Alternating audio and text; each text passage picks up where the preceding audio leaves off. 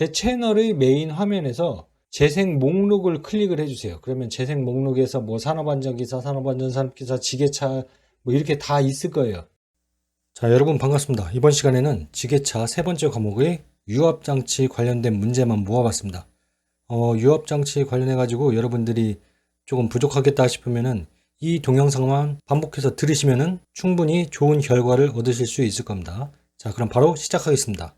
문제입니다. 유압 회로에 흐르는 압력이 설정된 압력 이상으로 되는 것을 방지하기 위한 밸브는 무엇일까요? 릴리프 밸브입니다. 릴리프 밸브.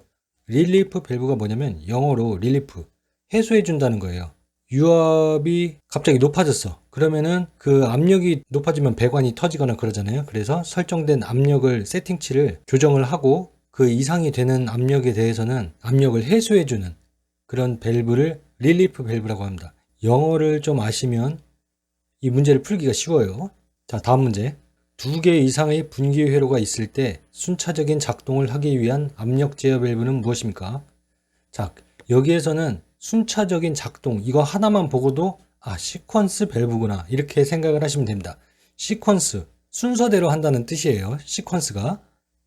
그래서 그 순서가 있는 순차적인 이러한 밸브는 무엇인가 이런 문제가 나오면 거의 무조건 시퀀스 밸브를 찾으시면 정답이 됩니다. 다음 문제. 2개 이상의 분기 회로에서 실린더나 모터의 작동 순서를 결정하는 자동 제어 밸브는 무엇인가요? 자, 제가 문제에서 아까 방금 전에도 말씀을 드렸죠. 순서 관련된 거는 시퀀스다. 그러면은 정답은 3번 시퀀스 밸브입니다. 다음 문제. 압력 제어 밸브는 어느 위치에서 작동하는가? 압력 제어 밸브는 펌프와 방향 전환 밸브 사이입니다. 어떻게 하면 이해하기 쉽냐면 펌프가 동작이 되면은 펌프가 아무리 설계치대로 만들어졌다고 하더라도 딱 내가 원하는 만큼의 압력이 나오기가 쉽지 않습니다. 그래서 압력을 컨트롤 해줄 필요가 있는데 그 펌프의 후단, 그러니까 펌프와 방향전환 밸브 사이라고 할 수 있죠. 그러면은 어떻게 되겠어요? 펌프 후단이겠죠. 펌프 후단에서 압력을 제어해 줄 수 있는 밸브가 필요합니다. 전단에 필요한 게 아니라 후단, 그러니까 디스차지 쪽, 펌프 후단, 토출 쪽이죠, 토출. 그렇게 생각하시면 됩니다. 다음 문제. 네, 압력 제어 밸브의 역할은 무엇인가? 정답은 2번 1의 크기 결정입니다. 1의 크기. 압력 제어 밸브는 1의 크기다. 이렇게 외우시면 돼요. 다음 문제. 문제입니다. 액추에이터를 순서에 맞춰 작동시키기 위해 설치한 밸브는 무엇인가요? 이전 문제에도 제가 바로 말씀을 드렸었죠. 순서 관련된 밸브는 순서를 영어로 하면 뭐다? 시퀀스. 그래서 3번 시퀀스 밸브가 정답입니다. 다음 문제. 유량 제어 밸브가 아닌 것은 무엇인가? 1번 속도 제어, 2번 체크 밸브, 3번 규축 밸브, 4번 급속 배기 밸브 중에서 유량을 제어하는 밸브가 아닌 건 뭐냐면 체크 밸브예요. 체크 밸브는 한 방향으로 흐르게 한다는 거 있죠. 전기로 따지면 다이오드죠. 그래서 체크 밸브는 한마디로 하면 왼쪽에서 오른쪽으로 가되 오른쪽에서 왼쪽으로 못 가게, 아니면 오른쪽에서 왼쪽으로는 가고 왼쪽에서 오른쪽으로 못 가게 이렇게 만드는 걸 체크 밸브라고 해요. 그러면 유량 제어가 아니라 방향 제어라고 볼 수 있죠. 네, 그래서 정답은 2번 체크 밸브입니다. 다음 문제. 유압 컨트롤 밸브 내에 스플 형식의 밸브 기능은 무엇일까요? 정답은 1번 오일의 흐름 방향을 바꾸기 위해서입니다. 다음 문제. 문제입니다. 유압 회로의 최고 압력을 제한하고 회로 내의 과부하를 방지하는 밸브는 무엇일까요? 정답은 1번 안전 밸브, 릴리프 밸브입니다. 문제가 비슷한 문제가 나오는데 뭐냐면 안전 밸브, 감압 밸브, 순차 밸브, 무부하 밸브 이런 식으로 문제가 출제되는 경우도 있고, 아니면 릴리프 밸브, 리듀싱 밸브, 시퀀스 밸브, 언로딩 밸브 이런 식으로 보기 문제가 출제되는 경우가 있어요. 그래서 여러분들은 최고 압력을 제한한다. 그러면 안전 밸브, 릴리프 밸브라고 보시면 돼요. 이게 뭐냐면은 설정 압력을 맞춰놓고 그 이상의 압력이 되면 빵 터지게 하거나 다른 데로 유량을 보내서 실질적으로 내가 보내려고 하는 목적지에 그 압력을 컨트롤할 수 있는 거예요. 그러니까 설비를 보호하려는 목적이죠. 최고 압력을 제한한다는 얘기 자체가. 그렇죠? 그래서 안전 밸브 또는 릴리프 밸브라고 정답을 적으시면 됩니다. 정답을 기재하시면 됩니다. 주관식이 아니니까요. 자, 다음 문제. 문제입니다. 유압유의 압력 에너지, 힘을 기계 에너지, 일로 변환시키는 작용을 하는 것은 무엇일까요? 정답은 액추에이터입니다. 다음 문제. 유압으로 작동되는 작업장치에서 작업 중 힘이 떨어지는 원인으로 가장 관계가 있는 것은 무엇일까요?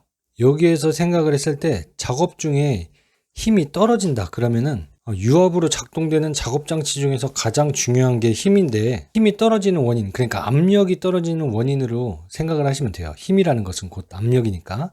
그렇다면은 릴리프 밸브가 문제에 있어서 과도하게 압력을 다른 데로 방출을 시킨다든지, 그래서 릴리프 밸브가 문제가 있을 수가 있구나, 이렇게 생각을 하시면 됩니다. 다음 문제입니다. 유압장치 내의 압력을 일정하게 유지하고 최고 압력을 제한하면 회로를 보호해주는 밸브는 무엇일까요? 자, 최고 압력을 제한한다. 뭐라고 했죠? 안전 밸브, 릴리프 밸브 또는 안전 밸브라고 말씀을 드렸죠. 정답은 1번 릴리프 밸브입니다. 다음 문제. 유압장치에서 유압 조절 밸브의 조정 방법은 무엇인가요? 정답은 3번 조정 스크류를 조이면 유압이 높아진다인데, 이거는 여러분이 유압 조절 밸브의 구조를 알아야 이 문제를 풀기가 쉬워요. 하지만 그냥 모르겠다 싶으면 외우시면 됩니다. 시계 방향으로 돌리면 압력이 높아지고 조정 스크류를 반시계 방향으로 풀면 유압이 낮아진다고 생각하시면 돼요. 그러니까 한마디로 여러분들 피스 박을 때 조이면 높아지고 풀면 낮아지고 그렇게 생각을 하시면 됩니다. 다음 문제. 유압장치에서 작동체의 속도를 바꿔주는 밸브는 무엇인가요? 속도는 유량 제어라고 생각을 하시면 돼요. 이전 동영상에서 정리한 동영상 중에서 여러분이 좀 헷갈린다 그러면은 문제를 계속 외우려고 하지 말고 요점 정리한 그 글들을 다시 한번 확인을 해보시는 게 조금 더 구분을 할 수가 있는 방법입니다. 자, 다음 문제. 유압 펌프의 압력 조절 밸브 스프링 장력이 강하게 조절되었을 때 나타나는 현상으로 가장 적절한 것은 무엇일까요? 제가 아까 문제에서도 말씀을 드렸죠. 조이면 압력이 높아지고 풀면 압력이 낮아진다. 그러니까 스프링 장력이 강하게 조절되었다는 얘기는 조였으니까 강하죠. 강하게 조절이 되었죠. 그러면은 유압이 높아집니다. 다음 문제. 유압 회로에서 역류를 방지하고 회로 내의 잔류 압력을 유지하는 밸브는 무엇일까요? 자, 여기서 보기 문제는 한글로 되어 있기 때문에 조금 다를 수가 있는데, 책 밸브가 체크 밸브라는 거예요. CHECK. 아까도 말씀을 드렸죠. 체크 밸브는 한 방향으로 흐르게 한다는 거, 역류를 방지한다는 거죠. 전기로 따지면 다이오드 역할을 하는 거예요. 그래서 유압 회로에서 역류를 방지하는 밸브는 체크 밸브다, 이렇게 생각을 하시면 됩니다. 다음 문제. 이번 문제도 똑같이 반복되죠. 문제만 약간씩 다르고. 유압 회로의 압력에 의해 유압 액추에이터의 작동 순서를 제어하는 밸브는 무엇인가요? 순서 관련된 문제가 나오면은 영어로 순서는 뭐라고 했죠? 시퀀스. 그러면 정답은 시퀀스 밸브 2번입니다. 다음 문제. 작동형, 평형, 피스톤형 등의 종류가 있으며 회로의 압력을 일정하게 유지시키는 밸브는 무엇일까요? 자, 압력을 일정하게 유지시킨다. 그러면은 릴리프 밸브. 내가 정해진 압력을 세팅치를 세팅해놔요. 그리고 그 이상의 압력이 되면은 다른 데로 토출을 시키거나 해서 압력을 유지시켜주는 거예요. 더 높아지지 않도록. 그것을 릴리프 밸브라고 합니다. 다음 문제. 회로 내 유체의 흐르는 방향을 조절하는 데 쓰이는 밸브는 무엇인가요? 자, 유체의 흐르는 방향을 조절한다. 그러면 방향제어죠. 네. 다음 문제. 자, 다음 문제입니다. 겨울철에 사용하는 엔진 오일은 여름철에 사용하는 오일보다 점도의 상태는 어떤 것이 좋은가? 자, 점도가 높다면은, 점도 높으면 끈적끈적임이 더 심해진다는 거. 점도가 낮다는 얘기는 끈적끈적거리지 않고 물처럼 흐물흐물하다는 뜻이에요.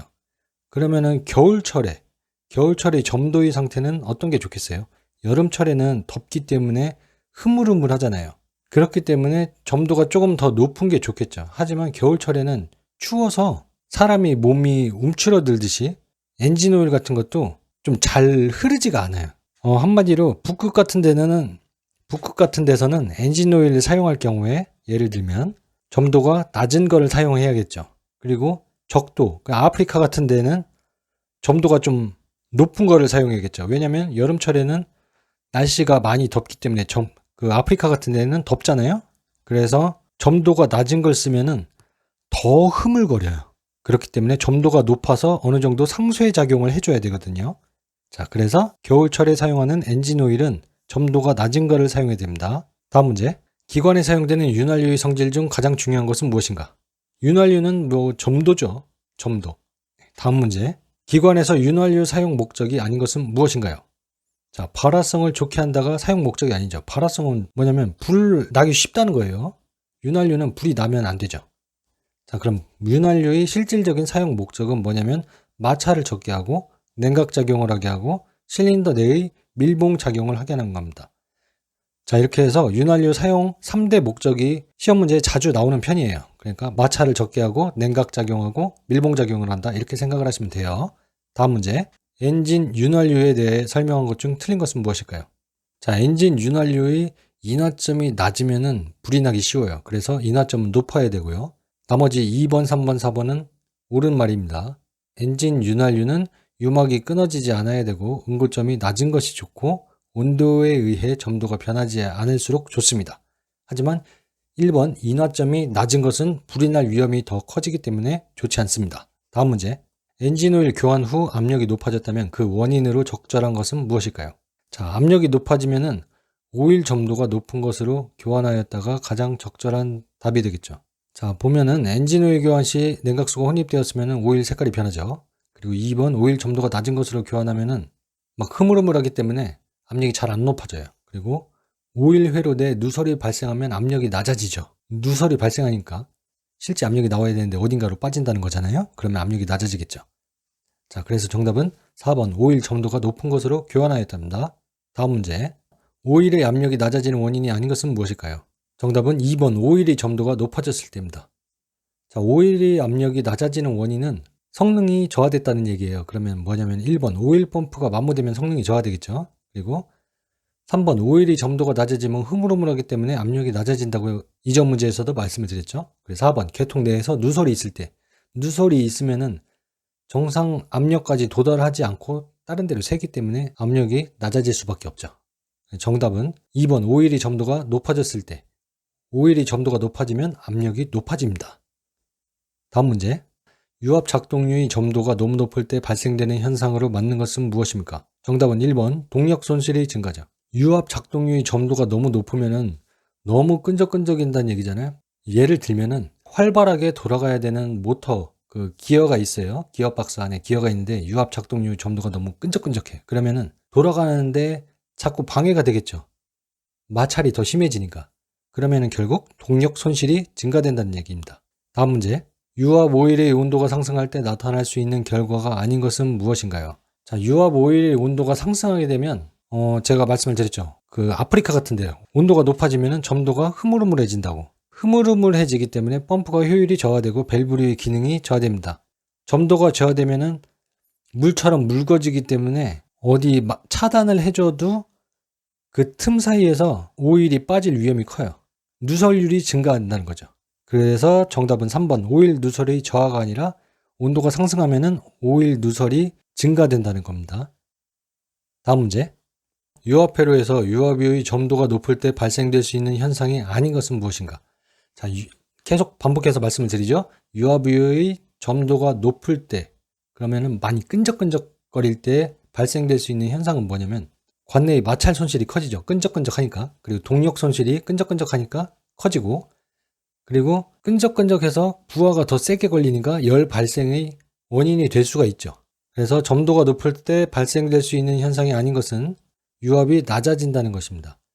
정답은 4번 유압이 낮아진다가 아니라 유압이 높아진다는 거죠. 다음 문제. 윤활유의 점도가 너무 높은 것을 사용했을 때의 경우로 맞는 것은 계속 말씀드렸죠. 너무 끈적끈적하면 엔진 시동을 할 때 필요 이상의 동력이 소모되죠. 과부하가 걸릴 수 있기 때문에 열이 발생할 수 있고요. 마찰 손실 커지고. 자, 다음 문제. 점도 지수가 큰 오일의 온도 변화에 따른 점도 변화는 무엇인가요? 아셔야 될 게 점도 지수가 크다는 얘기는 온도 변화에 따라서 점도가 잘 변하지 않는다는 뜻이에요. 자주 출제되는 문제 중에 하나예요. 점도 지수가 크면은 온도 변화에 따라서 점도 변화는 작다예요. 자, 이것으로 지게차 운전 기능사의 세 번째 과목 중에서 유압 장치 관련된 문제를 모조리 모아봤어요.